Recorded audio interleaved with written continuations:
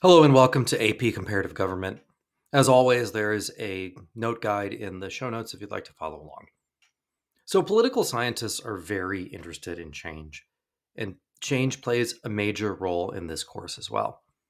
The 20th and 21st centuries have witnessed a tremendous amount of political and economic change in all six AP COGO countries. Knowing those changes, at least broadly, will be essential to your success on the test. Now, I'm not going to go through any of the six countries in this introductory lecture. I'm just going to kind of talk about the basis of change. So, again, these are broad ideas.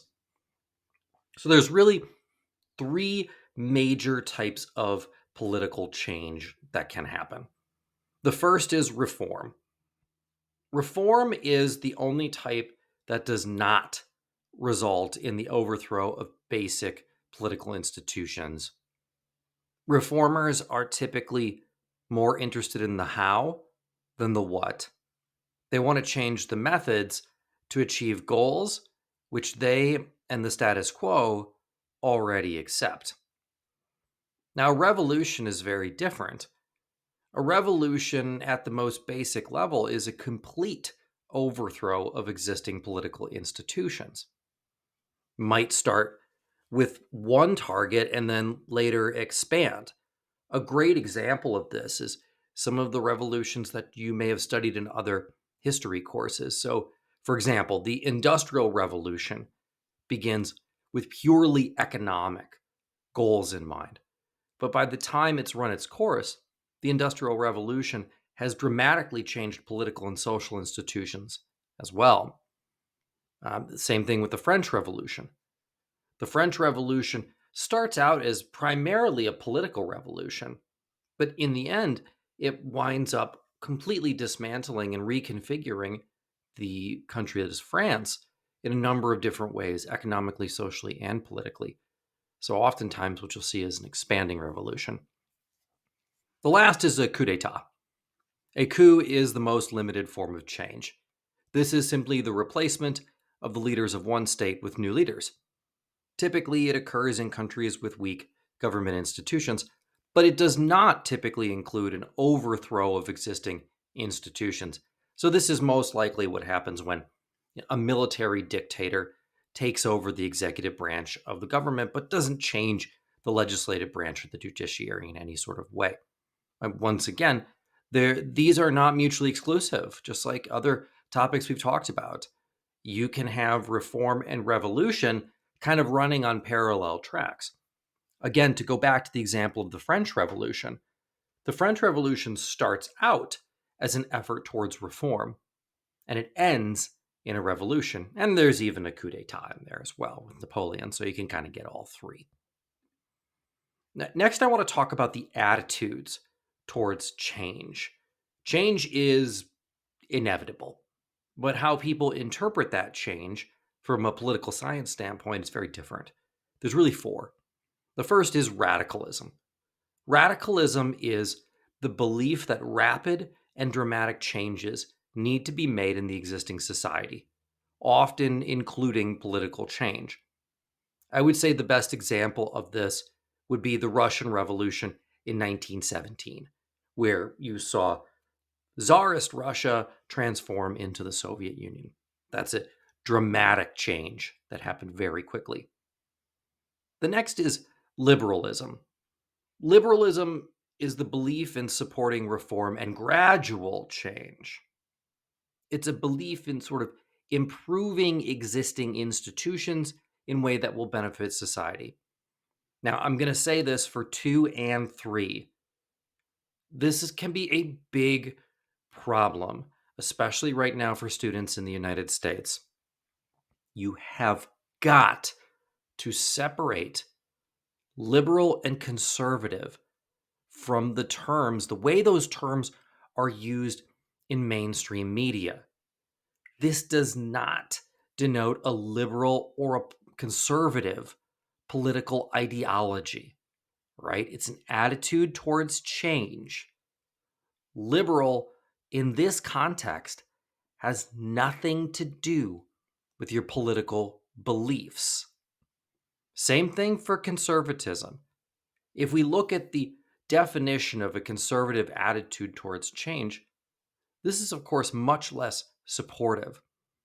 It views the state oftentimes as something to be protected, not something to be reformed. But again, it has nothing to do with a modern political ideology. Not at all. Do not make that mistake. It's one of the biggest mistakes that we see on the AP test over and over and over again, are confusing the ideas liberal, conservative, with the way that those ideas are interpreted in modern day American political society. You have got to be able to set that aside. The last is reactionary beliefs. Now, reactionary beliefs goes much further than conservative beliefs. It is so anti-change that those with reactionary beliefs see the current status quo as unacceptable. Conservatism, on the other hand, wants to keep the current status quo. Reactionary beliefs wants to turn back the clock to an earlier age.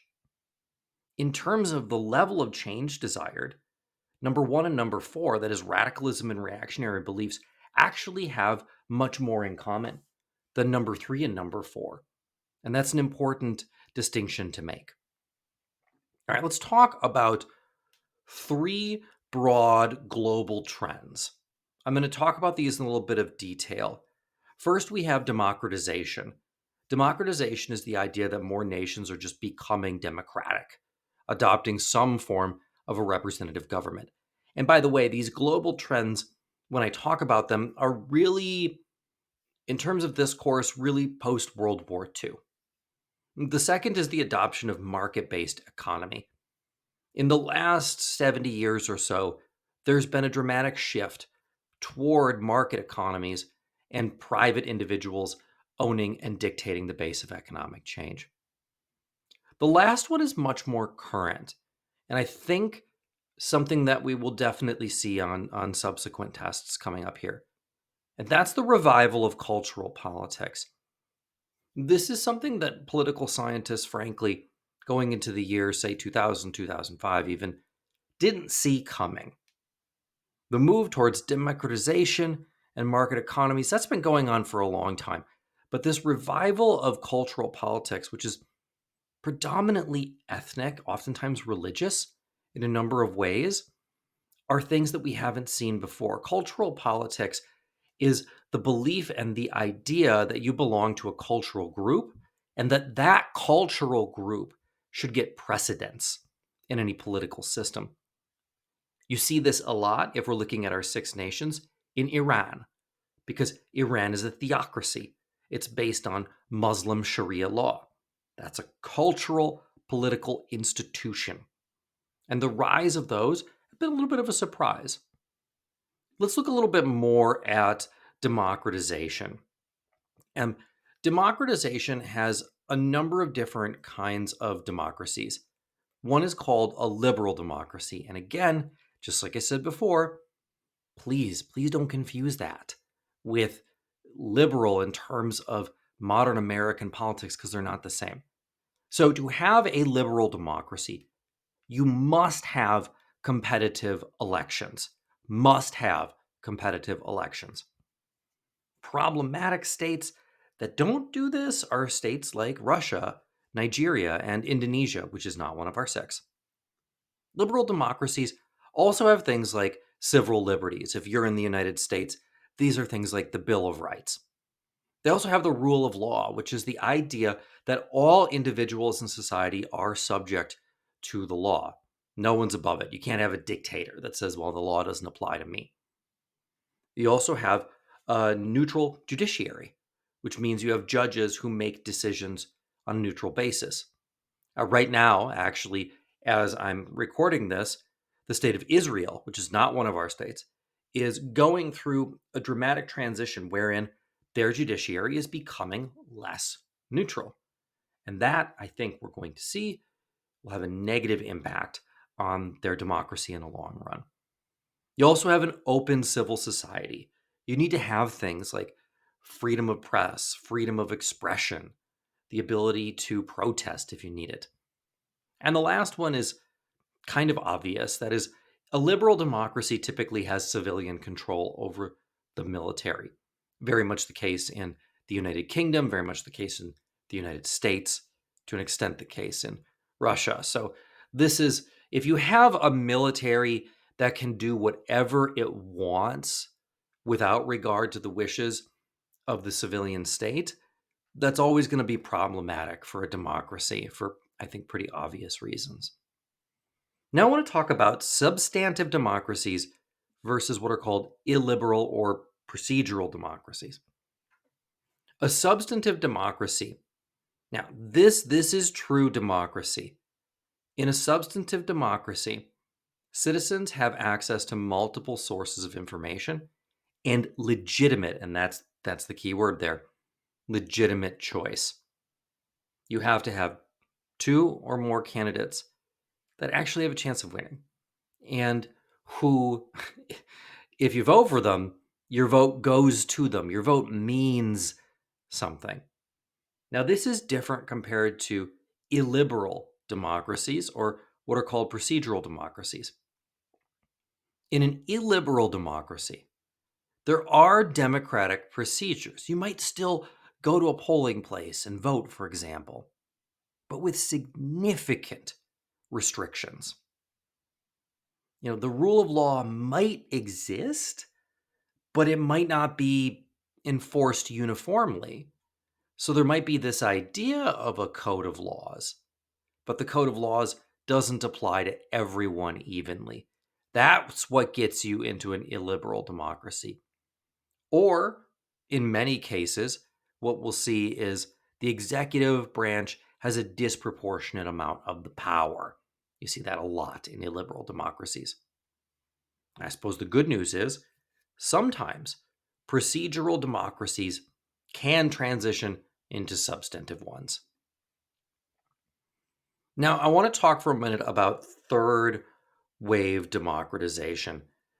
Third wave democratization is the movement towards democracy across the globe that has taken place primarily after the Second World War, so after 1945. And there's a couple of big reasons that this has happened. In fact, there are four. Number one is just the loss of legitimacy for authoritarian states. After the Second World War, totalitarian regimes, you can think of things like the Nazi regime in Germany or the imperial regime in Japan, just lost legitimacy. People don't see those anymore as legitimate governments, as having the authority to rule. The second thing that has happened since the advent of the Second World War has been the middle class has expanded a lot across the globe. And an active middle class tends to be an indicator of a functioning democracy. There's also been just more of an emphasis, especially with the UN, on human rights. There's now watch groups that look to make sure that things like the Holocaust aren't occurring anymore, or if they are occurring, that people are held accountable. And the last one is just a snowball effect. If all of the neighboring states are becoming democratic and your state is not becoming democratic, all of a sudden becomes this almost innate pull towards democracy around it. And by the way, it can go the other way too in terms of authoritarian states. Authoritarian regimes, usually, if they're going to transition to a democratic one, it's as the result of what people call a trigger event. Normally, this is something huge, a major military defeat. Again, think about the defeat of Nazi Germany at the end of World War II, or a huge economic crisis, in which case we're thinking about the collapse of the Soviet Union in 1991 and the rise of the Russian Federation. Now, the process by which elites who were in charge in the authoritarian regime agree to a new power sharing arrangement with liberal principles, that's called democratic consolidation. Democratic consolidation creates a stable society which is supported by all parts therein. If a state progresses from a procedural or illiberal democracy to a substantive democracy, That process is called political liberalization. Overall, since World War II, there's been a move across the world toward liberal democracy and market economies, which I'll talk about next. However, this is not always uniform. Let's use two of our countries as an example. Mexico has been moving toward a market economy since the 70s, and a liberal democracy really since the 80s. China, on the other hand, has really been moving towards a market economy, capitalism, since the 70s, but politically really hasn't moved at all. Since the 19th century, bourgeois liberals have pushed for more individual rights with a lot of success, and that's changed the way that the world functions. Let's look at economies for a second. There are two big types of economies that are studied in this course: command economies and market economies. A command economy, which was usually communist in the 20th century, and in that the government owns all major industries, which are all managed by the party. By the 80s, it was clear the system wasn't working, especially in the former USSR. Command economies are now by and large fading away in favor of market economies, where individuals own property and there's little government interference. The United States is, of course, the quintessential example of a market economy, but so would be Great Britain. There's also what is called a mixed economy. In a mixed economy, it's not a pure market economy, but one that still allows for a significant amount of central control from the government. A good example here would be Germany, which isn't one of our six countries, but they're probably the best example of this. Germany has what's called a social market economy. In their social market economy, organized labor and management work together to achieve common goals. The US, by contrast, is much more of a pure market economy. Really, there's two factors behind the movement from command economies to market economies. Number one, really beginning in the 1970s, there was a belief that governments across the world were getting too big and that big government was bad. Well, inherently, command economies are economies run by the government. So this was one nail in the command economy coffin. The second one was just the proof is in the pudding, folks. Command economies had failed miserably across the world. By the time you get to 1990, most command economies are in free fall.